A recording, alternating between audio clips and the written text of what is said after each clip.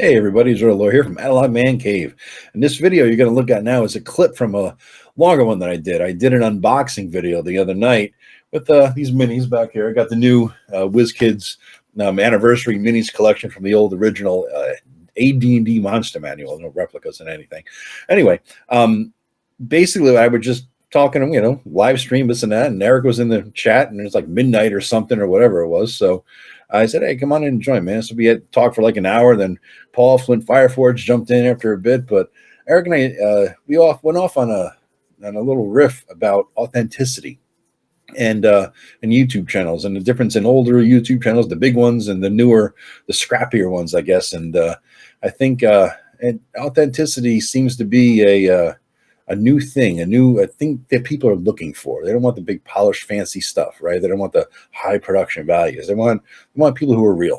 And so and there was a good discussion, about 8 minutes long. I think you guys will like it though. So take a look and hope you do. Bye-bye.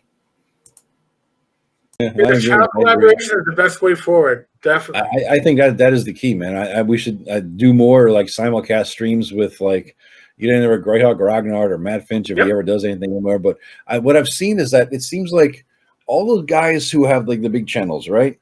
The Professor Dungeon Master, the Bob the World Builder, the How to Be an Awesome DM or How to Be a Great DM guy Slanders, right? The DM Lair guy who just had a failed Kickstarter. I don't know if you saw that. I sent the link in there, but it's all these guys. They came about 5-6 years ago, and Matt Colville and all those, that guy. But their style of channel is very different than all of ours. They are very polished. They are very they have a good a high-end video editing, production values, whatever you want to call it. You and I, Tim, Matt, when he does them, there's a bunch of folks that I follow. They got a few thousand subs, and we're just fucking getting out there and talking like tonight. No fancy preamble, no bullshit. We get up there, we talk, we have a good time, we laugh a little, we drink a little, we have fun. We're not polished assholes. Not that they're assholes, but we're not assholes who are polished. All right, you put it that way. You know what I mean? I could be an asshole. I try to moderate it a little bit. Not to put any shit on these other guys, because some of them are nice people. Like PDM is a great guy, right? Yeah. But my point is, they hit a certain subscriber base when it was easier to do so. Now it's harder to do so. I don't know that we have a long haul to get up to that level. It'll take us years if we ever get there. But our approach is drastically different than theirs. Our style is drastically different. Yes. We are going to ascend based on authenticity, whereas they ascended based on production values and quality and this and that. Because at the time, I guess that's what they thought they had to do. Well, right? Yeah, and Darren, thank you for following. I appreciate it. But the reality is, for Joe and I, listen, if I do a video and I fuck up, I stop the video and I start from the beginning again. And just like Joe, I don't do scripts.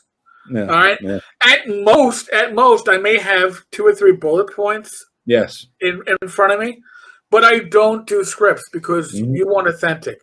And I'm going to tell you, this is a prior to COVID story. But back when I had the podcast, and before I was doing videos, but I had the podcast, I'm at Gamehole and I'm online for breakfast. And I'm talking with Rach. I'm at Gamehole Con. And I'm talking with Rach. And then from like 20 people behind me on the line for breakfast, I hear, holy fuck, I hear Tenkar. And then they come over and it's like, wow, you sound exactly like you do, that same stupid New York accent, like you do in your podcast. Well, I said, well, I hope in person I'm what you expected. He goes, oh my God, you're exactly like you are on your podcast. Yeah. I'm going to tell you right now, folks, if you watch Joe's cast, I've known Joe for the better part of a decade. 15 years. Probably. Yeah, and you know what? The Joe you see on these casts, whether it was on the Friday nights with me, Random Party, or before that, Iron Rations, or on Joe's own channel, is authentic Joe. You're not getting a show. You're not getting bullshit. You're not getting snowed. I'm not saying these other channels. All right? But there is, on these more professional channels, there is a little bit more of a production expectation. Yes. And a little bit more of a script. The reason why Joe and I do live streams on Wednesdays, Thursdays, Fridays, Saturdays, and one Sunday a month. Mm-hmm. They are unscripted, they are live, they are unexpected. And I've talked to others with much larger channels, and they are loath to do these live streams. And why is that? I know who you're talking about too. Yeah, I remember that conversation. It's unpredictable, number one. Yes. You can't always predict what your guest is going to do, number two. Mm-hmm. You can predict what your live audience is going to say in the chat, number three. Yes. So all these things, if you are, and some of these channels are, paying your mortgage because of your YouTube channel, and God bless you if you can. I would love to be able to pay a mortgage on my YouTube channel. But the reality is, that's not where we're at. And we can definitely be authentic.